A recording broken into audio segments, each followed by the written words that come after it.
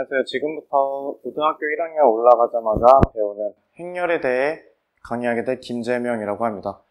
이번 강의에서는 행렬과 그래프 단원에서 행렬의 가장 기초가 되는 부분에 대해 간단한 정의와 그것에 대한 간단한 설명을 하려 합니다. 이번 강의의 구성을 알려드리자면 맨 처음 접하는 행렬이란 개념이 무엇인지, 그리고 행렬을 우리가 왜 배워야 하는지, 행렬이란 것에 대해 알아보고, 그 다음으로 그 행렬이 가지는 성질, 그리고 그 다음으로 우리가 여태까지 배웠던 실수, 무리수, 유리수 이런 대수들과 달리 이 행렬이 가지는 독특한 성질을 배운 다음에 마지막으로 그 행렬 중에 조금 더 독특한 성질을 가진 행렬인 단위행렬과 영행렬에 대해 좀 더 알아보겠습니다. 먼저 행렬의 정의를 말씀드리면, 행렬은 저희가 흔히 배우는 1이나 루트 2라든가 무리수라든가 3분의 2라는 유리수들과 달리 이런 가로 안에 숫자들을 채우는 것을 행렬이라고 하는데, 행렬의 일반적인 정의로서 행렬의 가로줄을 저희는 이름 그대로 행이라고 하고, 행렬의 세로줄을 열이라고 합니다. 행렬의 형식을 나타내는 것을 수식으로 표현하자면 주로 m 곱하기 n 행렬,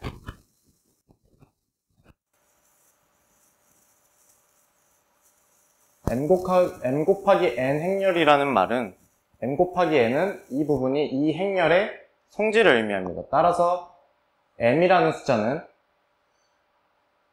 행의 숫자, 즉 아까 말씀드렸다시피 행은 가로의 줄을 의미하는데 행의 개수를 의미하는 m이기 때문에, 만약에 예를 들어 m이 1이라면 가로줄이 하나가 있다는 거고, m이 3이라면 가로줄이 3줄이 있다는 뜻이죠. 그리고 n 같은 경우에는 행열에서 이제 행을 앞서 말씀드렸으니까 n은 열의 개수가 되게 됩니다. 따라서 예를 들어서 만약에 이 행렬이 3 곱하기 3 행렬이다. 그러면 행의 개수가 3개고 열의 개수가 3개인 3 곱하기 3 행렬이 되는 겁니다. 그렇다면 저희는 우리가 여태까지 배웠던 실수, 무리수, 유리수들과 달리 행렬 같은 경우에는 이런 특정한 형태가 있는 게 아니라 여러 가지 형태로 변환이 가능하다는 겁니다. 예를 들어서 1, 2, 3, 4, 5, 6 이런 행렬 같은 경우에는 2 곱하기 3 행렬이 되겠죠. 왜냐면 가로줄이 2개가 있고 세로줄이 3개가 있는 경우니까 이런 경우는 2 곱하기 3 행렬이 됩니다. 하지만 이것을 또 다르게 저희는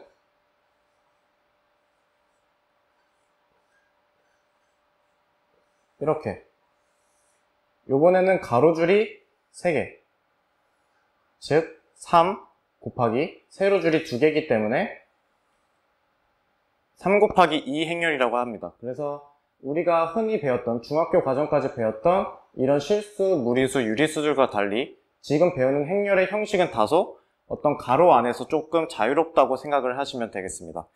그러면 우리는 이 행렬을 왜 지금 배워야 하는지 간단하게 말씀드리자면, 나중에서 배우겠지만 저희가 중학교 때 ax 플러스 by는 p다. 그리고 cx 플러스 dy는 q다. 이런 두 개의 1차 방정식을 연립해서 풀 때 이것을 행렬의 개념으로 a, b, c, d 그리고 x, y는 p, q 저희가 중학교 때까지 이렇게 배웠던 두 개의 1차 방정식을 이제는 행렬로서 한번 풀어보고자 하는 내용인데, 왜 굳이 이 행렬로 바꿔서 풀어야 되냐면, 이게 만약에 x, y는 지금 두 개의 변수가 이렇게 간단하게 두 개밖에 없는 경우지만, 만약에 x, y, z, 오메가, 만약에 변수가 엄청 많아진다면 저희가 이것을 일일이 계산하기 조금 힘들겠죠. 그래서 따라서 이것을 컴퓨터에 넣습니다. 입력을 하게 되는데, 그 부분에서 컴퓨터에 입력하는 폼이, 형태가 바로 이 행렬이 되게 됩니다. 또 여러 가지 사례를 말씀드리자면, 백화점에라든가, 물론 백화점에 가면 진열대 같은 경우 몇 번째 줄에 몇 번째 열에 우리가 원하는 상품이 있다. 그래서 그런 거를 정리할 때 정보를 행렬로 표시하기도 합니다. 또 조금 더 나아가서 대학교를 가게 되면 대학교 교과 과정 중에서 고차원으로, 저희는 배우는 거는 지금 x, y 두 개의 변수만 존재하는 2차원의 상황을 다루고 있지만, 만약에 더 나아가서 3차, 4차 좀 더 높은 차원으로 나가게 되면 이 행렬로서 이것을 변환한 다음에 컴퓨터에 입력을 하면 좀 더 쉬운 계산이 될 수 있겠죠. 네, 이제 그 다음으로 이제 행렬에 대한 간단한 정의를 마쳤으니까 행렬에 대한 성질에 대해 설명드리겠습니다. 네, 행렬의 첫 번째 성질에 대해 말씀드리자면, 지금 아까 행렬에 대한 정의를 했을 때 지금 여기 보이는 4개의 행렬을 보시면 다 가로줄이 2개, 세로줄이 2개. 따라서 이 4개의 행렬 모두 2 곱하기 2 행렬의 형식을 띠고 있다는 것을 여러분들은 아실 수 있을 겁니다. 행렬의 성질 중에 만약에 저희가 중학교의 개념을 조금 더 응용을 하잖아요. 2와 3이 있습니다. 그리고 4와 4가 있다고 했을 때 우리는 이 2와 3 사이에, 그리고 4와 4 사이에 등호를 넣는다 한다면 2와 3은 저희는 같지 않다고 할 수 있겠죠. 4와 4는 같은 숫자라고 할 수 있는데, 행렬에서 이 등호는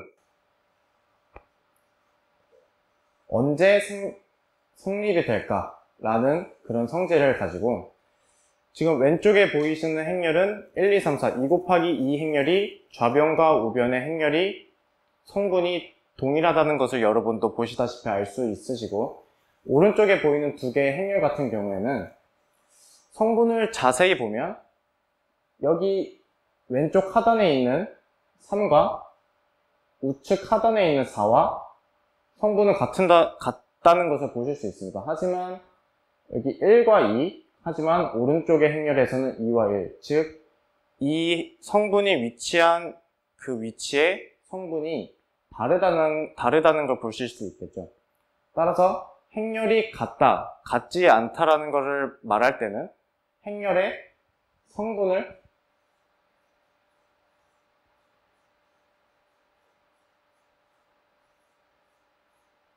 비교를 하셔야 됩니다. 그럼 우리가 행렬의 성분에 대해 어떻게 정의를 하냐? 예를 들어서 2 곱하기 2 행렬을 들겠습니다. 숫자가 아니라 알파벳으로 표기를 한다면 A, B, C, D 이렇게 2 곱하기 2 행렬, 가로 2줄, 세로 2줄. 따라서 2 곱하기 2 행렬을 기준으로 정의를 하자면, 먼저 A. 이 부분은 저희가 다른 사람들한테 설명을 할 때, 이거는 1행에, 즉 첫 번째 가로줄에 있고, 또 첫 번째 세로줄에 있다고 할 수 있겠죠. 따라서 이거는 1행에 있고 1열에 있다고 할 수 있습니다. 저희가 흔히 일반적으로 행렬을 정의할 때 매번 이렇게 가로를 쓰고 이 성분을 다 표현하는 게 번거로울 수 있기 때문에 대문자 A 또는 대문자 B 이렇게 약어로서 행렬을 나타내기도 하는데, 이 성분에 대한 표현을 하자면 1열에 있기 때문에 지금 이 행렬은 대문자 A로 표현했죠. 그러면 이것의 소문자 형태 스몰 a에 1행에 있고 1열에 있다. 즉 이 소문자의 아래 첨자의 맨 처음 나오는 숫자가 행의 순서, 그리고 두 번째 나오는 숫자가 열의 순서가 되겠습니다. 그렇다면 예를 들어서 지금 A를 살펴봤는데 C를 살펴본다면 이 성분은 지금 두 번째 행에 있고 A와 마찬가지로 첫 번째 열에 있으니까 소문자 A를 그대로 유지하고 첫 번째 아래 첨자의 숫자는 2행 그리고 1열에 속하기 때문에 A21 또는 A21 이렇게 표현을 하시면 되겠습니다. 다시 본론으로 돌아가서 행렬의 성질에 대해 조금 더 증오를 언제 쓰느냐 또는 언제 쓰면 안 되냐를 설명을 하자면, 예를 들어 라지 A라는 행렬의 성분이 A, B, C, D입니다. 그리고 B라는 행렬이 있습니다. 그래서 이거는 E, F, G, H 라는 두 개의 행렬, 2 곱하기 2 행렬 두 개가 있는데 이 두 행렬이 같다고 표현을 하기 위해서는 조건이 붙습니다. 뭐냐면 각 위치에서의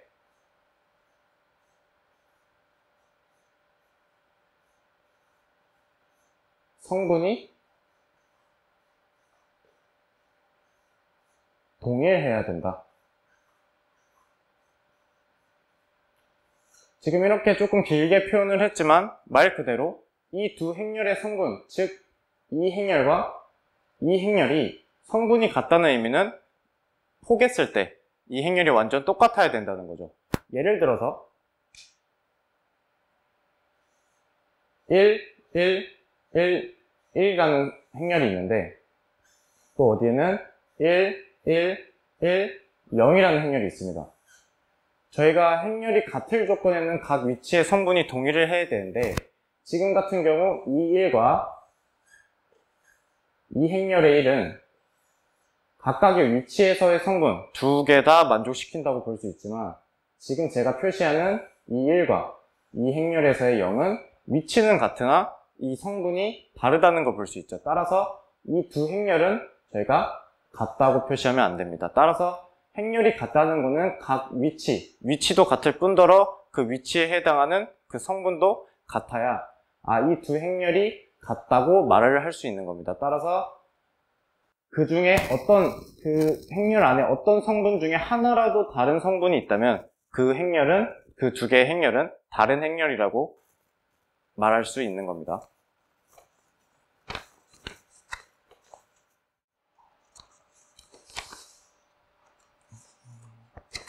그 다음에는 저희가 여태까지 행렬에 본 성질 중에 A와 B가 같은 경우 혹은 C와 D가 다른 경우를 살펴봤다면 지금부터는 저희가 흔히 초등학교 때부터 많이 연습을 했던 사칙연산, 더하기, 빼기, 그리고 곱하기, 나누기가 행렬에서는 어떻게 적용이 될 것인가 에 대해 간단하게 살펴보도록 하겠습니다. 먼저 행렬의 같은 경우에는 이 사칙 연선들,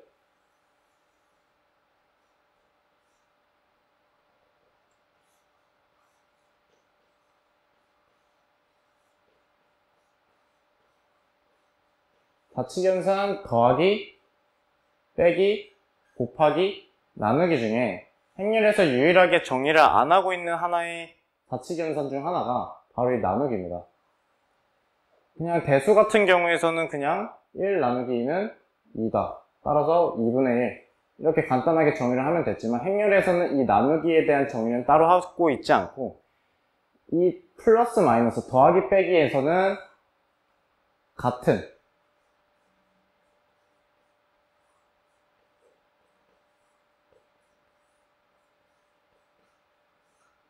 형태의 행렬만이 더하기와 빼기를 할 수 있습니다. 예를 들면 2 곱하기 2 행렬 또는 1 곱하기 1 행렬, 그러니까 m 곱하기 n, 이 형식이 같은 행렬에서만 더하기 빼기를 할 수 있는데, 그 이유는 그냥 간단하게 생각을 해봤을 때 각 위치에서의 성분이 다르거나 혹은 이 앞에서 a 플러스 b가 있다 하면 a에서 어느 위치에 있는 성분이 b에서는 어느 위치에서의 성분이 없다고 생각을 할 수 있겠죠. 만약에 같은 형태가 아니라면. 하지만 같은 형태라면 덧셈 뺄셈을 저희가 흔히 하듯이, 예를 들어서 1, 0, 0, 1과 1, 1, 1, 0을 더한다 치면 있는 그대로 1열에 있는 성분과 2행렬에서의 1행 1열에 있는 성분을 동시에 더해줘서 그 위치에 그대로 써주시면 됩니다. 따라서 이 부분은 2가 되고 1, 1, 1이 되겠죠. 더 나아가서 빼기도 이와 같이 같은 경우로서 그 위치에 있는 그 성분을 그대로 저희가 여태까지 했던 사칙연산의 개념 그대로 계산을 해주시면 되겠지만, 곱하기의 경우에는 저희가 2 곱하기 2는 4, 이렇게 단순히 저희가 곱셈을 했던 방식과는 행렬에서는 곱셈의 형식이 조금 다릅니다. 지금부터 그 곱셈의 특이한 성질에 대해 설명을 해드리겠습니다. 제가 앞에서 했던 거랑 앞에서 행렬의 성질을 두 번째에서 다룬 거와 달리 세 번째의 특이한 성질로서 AB는 BA가 아니다.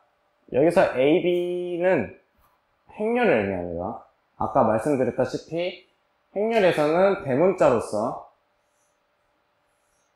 예를 들어 1, 2, 3, 4라는 행렬이 있을 때 지금 같은 경우에는 2 곱하기 2 행렬이 되겠죠. 이런 행렬을 대문자로 표현을 하는데 여기서는 A, B 모두 행렬을 의미합니다. 근데 저희는 여태까지 A, B, 소문자 A, B를 실수라고 할 때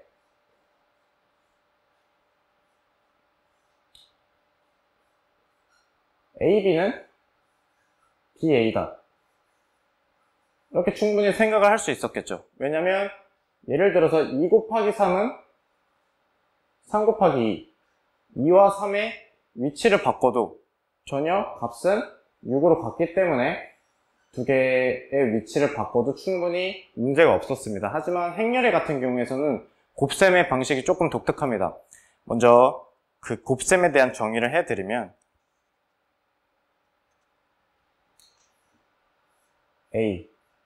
A란 행렬 중에 저희가 앞에 성분의 정의를 할 때 했듯이 1행 1열에 있는 성분을 A11, 1행 2열에 있는 성분을 A12 라고 했을 때 나머지 성분은 21, 22가 되겠죠.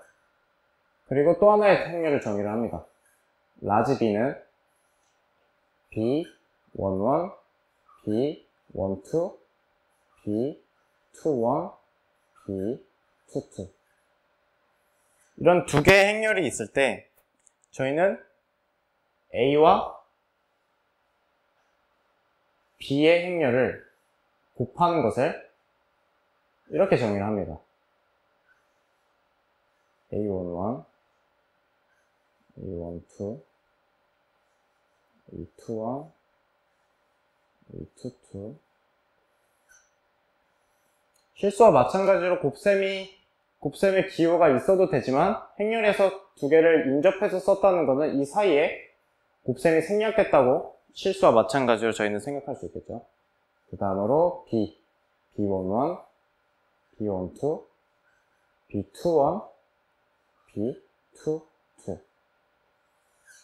저희가 여태까지 배웠던 실수, 무리수, 유리수의 곱셈과 달리 행렬에서의 곱셈의 특징은 저희가 덧셈과 뺄셈을 아까 공부해 봤을 때 각 위치에 해당하는 성분을 있는 그대로, 요번에는 이렇게 되겠구나, A11, B11 이런 식으로 그냥 곱해주면 되지 않을까 생각하지만 여기서 행렬에서의 곱셈은 조금 저희가 알고 있는 지식과 조금 다릅니다. 행렬에서 곱셈을 정의를 할 때는 이렇게 행과 열을 기준으로 A11과 B11을 곱한 후에 그 다음에 A12와 B21을 곱한 것을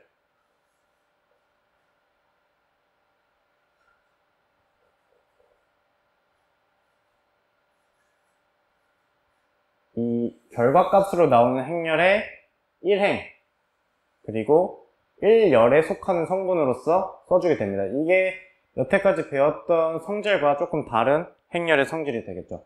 그럼 마찬가지로 지금 1행 1열의 결과 행렬의 1행 1열의 성분을 A11과 B11의 곱과 그리고 A12와 B21의 곱을 합한 것으로 썼다면 결과 행렬의 1행 그리고 2열에 속하는 성분은 A11, B12 그리고 A12, B22의 곱수로 합으로 나타낼 수 있겠습니다. 그리고 나머지 같은 경우에 2행 1열에 속하는 성분은 A21, B11 플러스 A22, B21 마지막으로 2행 2열에 속하는 성분은 A21, B12 더하기 A22, B22 이렇게 행렬의 곱셈에서는 조금 이 첫 번째 행렬의 가로, 즉 행과 두 번째 행렬의 세로, 즉 열에 조금 공식적인 새로운 곱셈의 틀이 생겼죠. 행렬에서는 여태까지 배웠던 실수와는 다르게 이렇게 이 틀은 그대로 유지하되 지금은 2 곱하기 2 행렬 두 개의 행렬의 곱수로 나타냈기 때문에 지금의 행렬에서는 2 곱하기 2 행렬이 나왔는데 각 위치에서 제일 기본적인 형태의 곱셈입니다. 지금 2 곱하기 2 행렬 두 개에서 2 곱하기 2 행렬의 결과 행렬이 나온다는 것은 그래서 A11과 B11의 곱 그리고 A12와 21의 곱을 1행 1열의 성분으로 써주고 A11과 A12 그리고 A12, A22의 곱들을 합해서 1행 2열의 성분으로 써주고 A21, B11의 곱과 A22, B21의 곱을 2행 1열의 성분으로 써준 다음에 마지막으로 A21, B12의 곱과 A22, B22의 곱의 합을 2행 2열 성분으로 써주면 행렬의 곱셈에 대한 정의를 배우셨다고 할 수 있겠습니다. 여기서 좀 더 나아가서 행렬의 특이한 점을 좀 더 보자면 지금 저희가 여태까지 했던 것 중에 실수에서는 A와 B 그리고 B와 A 이 순서를 바꿔도 이 값에는 변함이 없었는데 지금 행렬에서는 앞에 행렬에서는 행을 쓰는데 뒤에 행렬은 지금 열을 사용하죠. 따라서 만약에 B와 A의 위치를 서로 바꿔준다면 이 결과값이 한번 같은지 같지 않은지 알아보도록 하겠습니다. 앞에서 정의한 대로 성분을 그대로 써내려가면 B11, B12, B21, B22 그리고 나머지 A 행렬의 성분 A11, A12, A21, A22 아까 옆에서 계산을 정의했듯이 이 형식을 그대로 따와서 앞에 행렬에서는 행을 쓰고 뒤에 행렬에서는 열을 쓰고 따라서 똑같은 2 곱하기 행렬 결과 행렬에서 맨 첫 번째 B11과 A11의 곱 그리고 B12와 A12의 곱, B11과 A11의 곱과 B12와 A21의 곱을 결과 행렬의 1행 1렬의 성분으로 써준 다음에 아까 했던 그대로 방식을 따라서 B11과 A12의 곱, 그리고 B12와 A22의 곱을 더한 다음에 B21, A11, B22, A21, 마지막으로 B21, A12, 그리고 B22, A22. 지금 여기서 보시면 저희가 A 곱하기 B 행렬에서 결과값으로 이런 행렬이 나왔습니다. 그리고 B 곱하기 A, 즉 A와 B의 위치를 한번 바꿔보았을 때 결과 행렬로 여기 보이시는 행렬의 값이 나왔는데, 저희가 앞에서 했다시피 자연수, 실수, 무리수에서는 두 개의 성분을 자리를 바꿔도 결과값이 동일했는데, 행렬에서는 이것이 두 개의 행렬, 결과 행렬이 같다, 같지 않다를 판단할 때 저희는 앞서 강의에서 배웠다시피 각 위치에 속하는 성분이 모두 동일하냐, 동일하지 않냐를 따져봐야겠죠. 두 개의 값이 동일하냐, 안 하냐를 따져보기 위해서는. 따라서 두 개의 성분을 각각 비교를 해보겠습니다.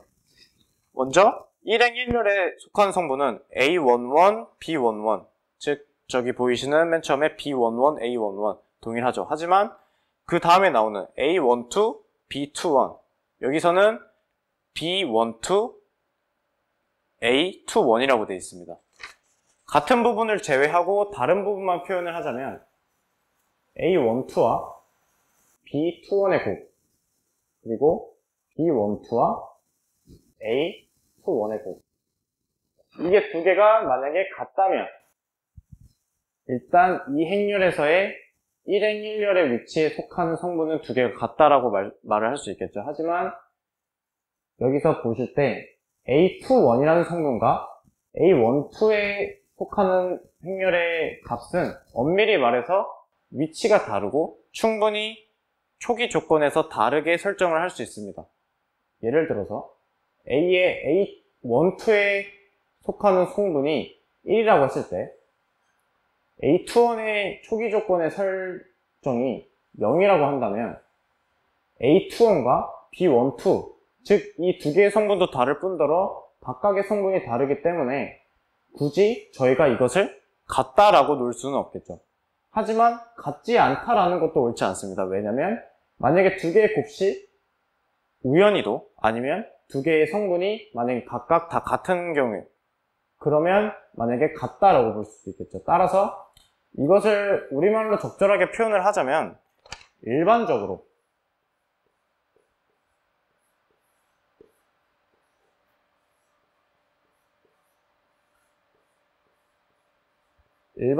봤을 때 서로 다른 두 개의 성분, 즉 좌변과 우변의 서로 다른 네 개의 성분을 비교를 해봤을 때 A12와 B21의 곱과 B12와 A21의 곱이 일반적으로 다를 확률이 높겠죠. 따라서 일반적으로 A, B는 BA와 같지 않다라고 하는 게 적절해 보입니다. 왜냐면 우연히도 아니면 혹시 A와 B의 성분이 모두 같은 경우, 그런 경우가 있을 수 있기 때문에 일반적으로라는 말을 쓴 거고, 예외적으로 A, B와 BA가 같은 경우 또한 존재할 수 있습니다. 따라서 우리말로 정의를 내릴 때 일반적으로 A, B와 BA의 곱은 같지 않다. 하지만 같은 경우도 충분히 존재할 수 있다. 따라서 A와 B의 위치를 바꾼다면 행렬에서는 실수와는 달리 두 개의 위치를 바꾼다면 곱의 값이 달라질 수 있다는 것을 행렬을 배우실 때 꼭 유의하시길 바랍니다. 그 다음으로는 실수와 행렬의 유사점에 대해 설명을 드릴 건데요. 실수와 행렬, 제가 지금 강의를 계속하면서 여태까지 배웠던 실수의 개념, 유리수, 무리수의 개념과 행렬을 계속 비교를 하고 있는데, 예를 들어서 실수에서 저희가 계속 외웠었던 곱셈 공식 a 플러스 b의 제곱은 a제곱 플러스 2ab 플러스 b제곱이다. 그렇다면 이 공식을 행렬에도 적용할 수 있는지 본다면, 일단 기본적으로 행렬에서는 소문자 AB를 쓰는 게 아니라 라지 AB를 쓴다 했었죠.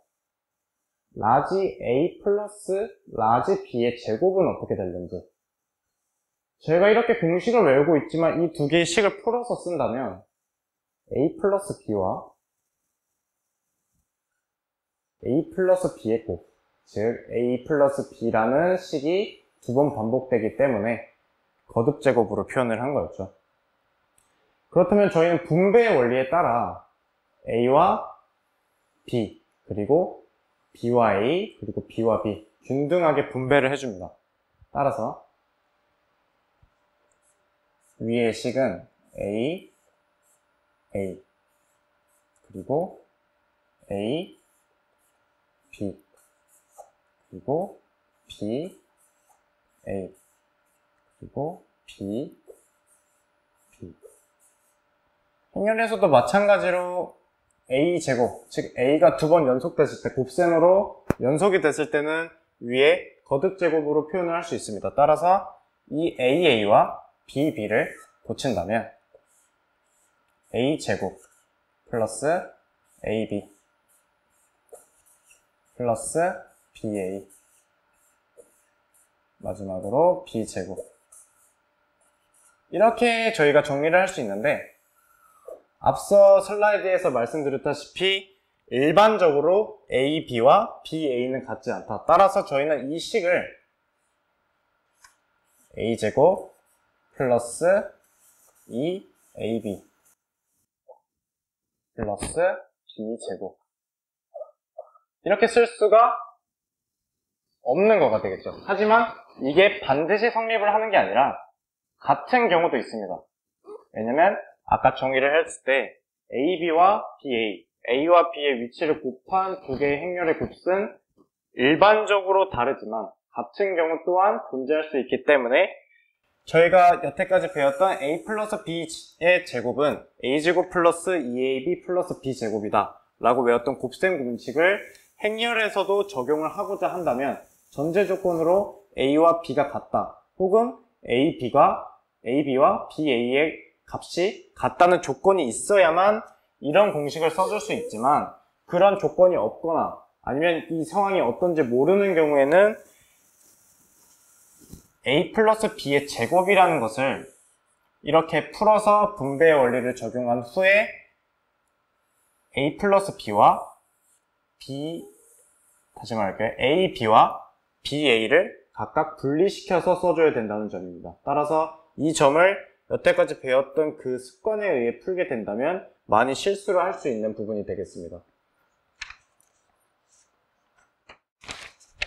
여태까지 행렬이라는 개념에 대한 설명을 했고, 그 행렬이 가지는 유사한 성질, 그리고 행렬이 가지는 독특한 성질, 예를 들어서 A, B는 BA다. A와 B의 위치를 바꾸면 두 행렬의 곱은 같지 않을 수도 있다라는 행렬의 성질을 저희가 배웠다면, 지금부터는 지금 챕터의 제목이기도 한 단위 행렬과 영행렬에 대해 배워보도록 하겠습니다. 우선 단위 행렬이 무엇이냐?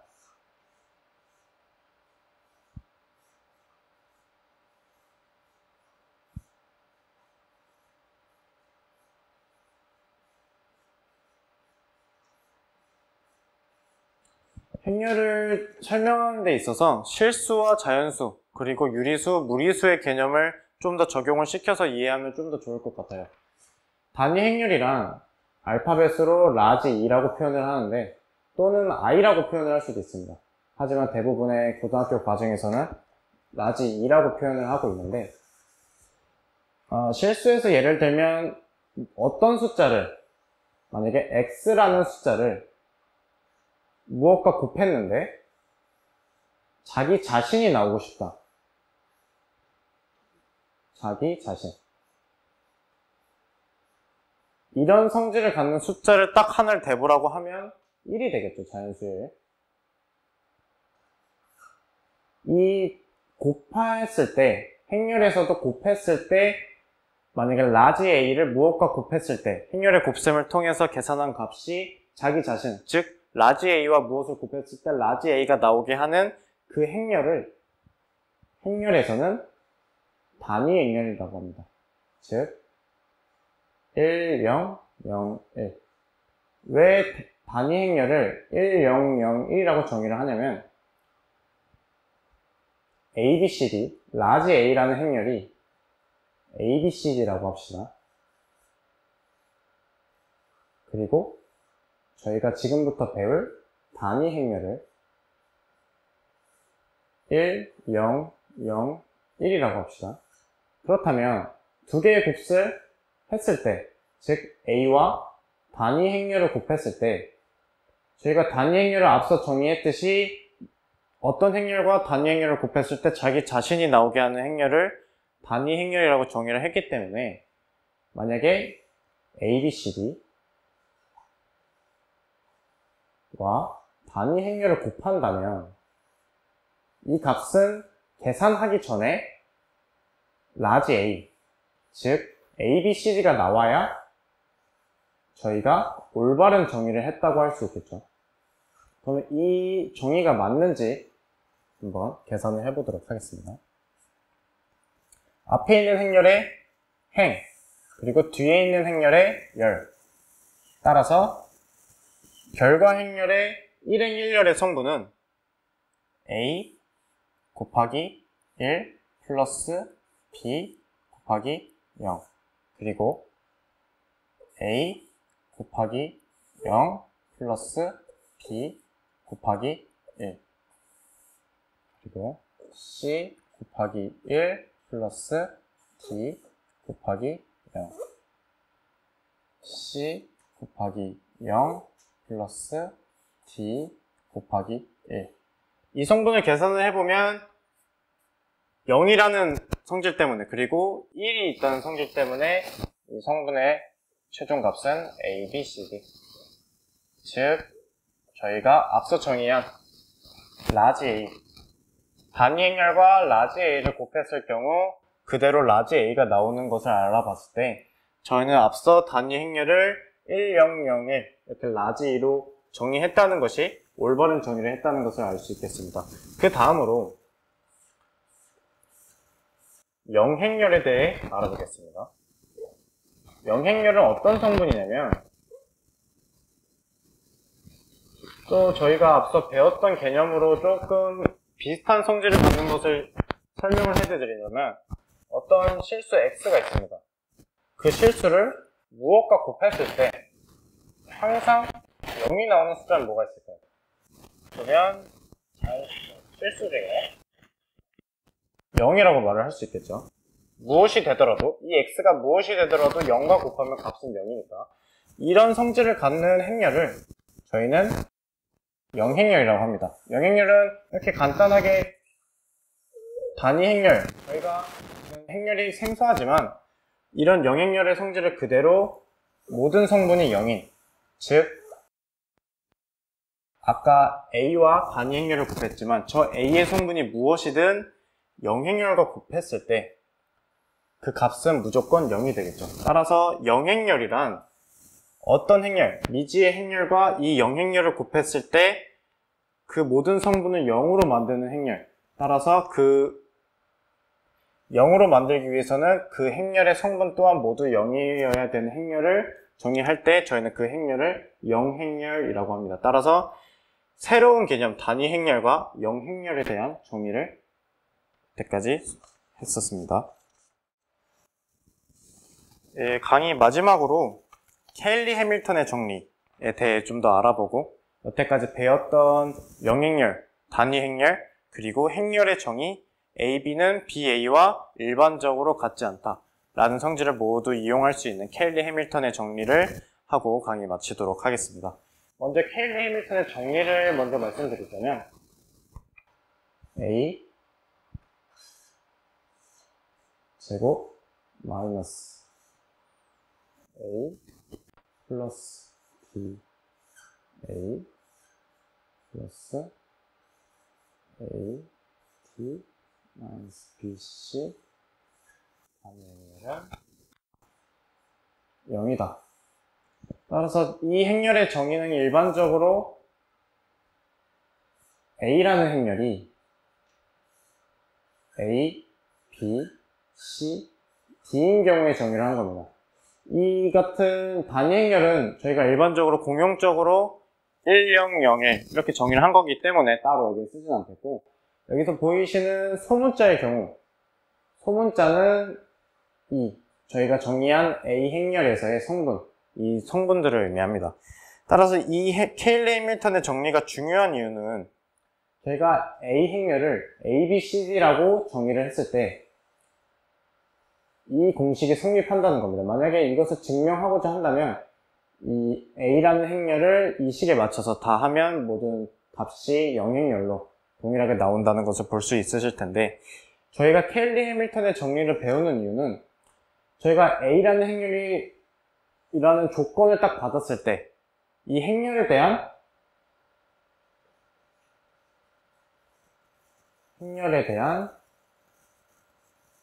관계식,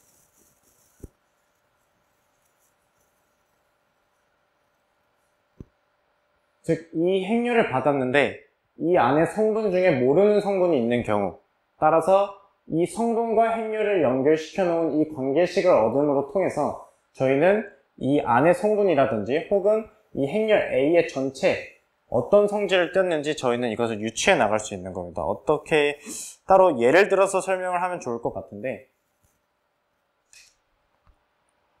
예를 들어서 A라는 행렬이 2, 1, 1, 3 이렇게 정의를 됐다고 합시다. 하지만 저희가 구하고자 하는 값은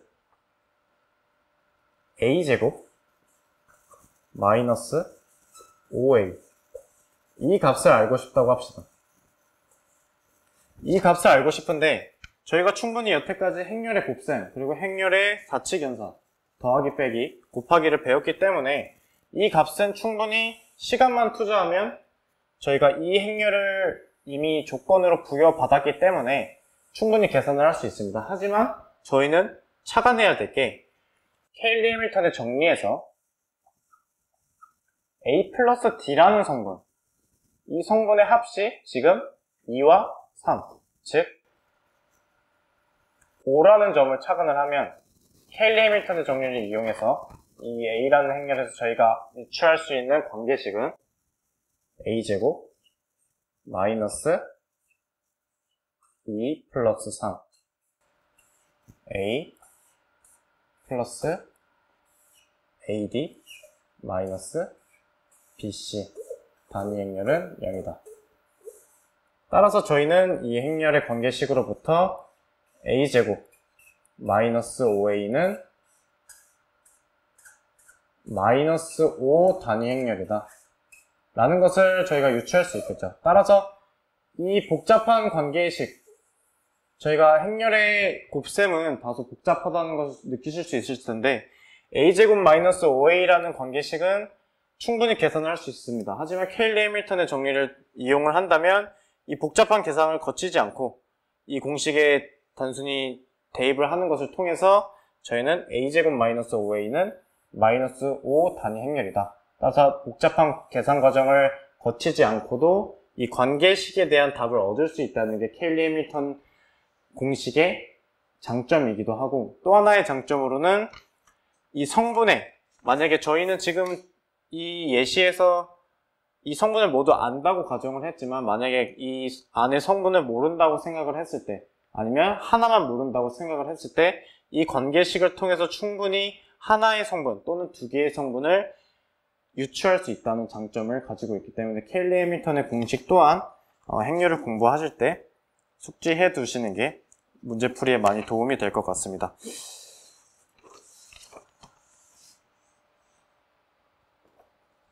네, 이상으로 행렬의 기초 그리고 이 행렬과 그래프 단원의 기초가 되는 강의에 대한 설명을 마치겠습니다.